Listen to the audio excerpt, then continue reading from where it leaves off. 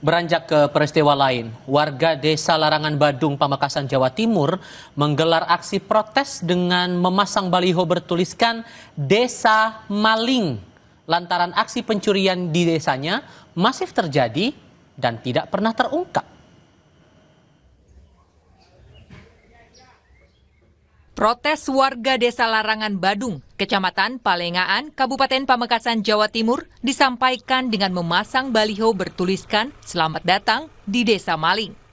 Namun tak lama setelah baliho bertuliskan Desa Maling, warga malah menambahkan kalimat baru dengan tulisan Selamat Datang di Desa Aman Sedunia, termasuk aman bagi maling-maling untuk mencuri dan dijamin tidak akan tertangkap. Menurut salah seorang warga di desa tersebut, pemasangan baliho bukan berarti penduduknya yang berprofesi maling.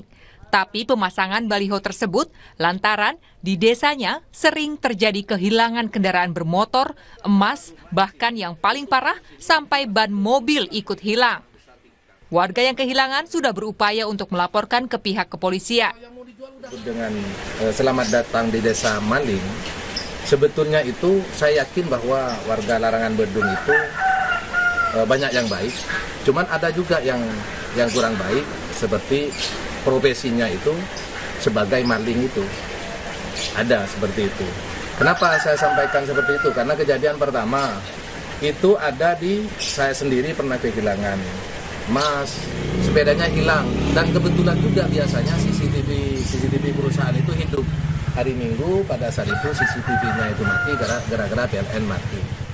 Aksi protes ini membuat polisi bergerak dan menggerebek salah satu rumah terduga pelaku pencurian, namun tidak menemukan hasil. Rumah terduga pelaku mungkin ya? Kemarin memang dari pihak Reskrim melaksanakan penggerebekan, namun di lokasi keberadaan dimaksud tidak ada di lokasi. Berarti bisa dikatakan sudah ada terduga pelaku yang dicurigai begitu dan ya? Untuk sementara kami masih menunggu proses-proses lanjut dari pihak Reskrim untuk penanganannya kaitannya dengan masalah hal dimaksud. Di tahun 2022, warga memasang CCTV untuk menangkap pencuri. Namun pencurian tetap terjadi saat aliran listrik desa padam. Dan diduga pelaku mengetahui kondisi ini dan mencuri 2 sepeda motor. Nurhalis, Kompas TV, Pamekasan, Jawa Timur. Informasi berikutnya dari pemerintah Provinsi Jawa Tengah yang akan menertibkan keberadaan sumur-sumur minyak ilegal pasca peristiwa kebakaran sumur minyak di Blora.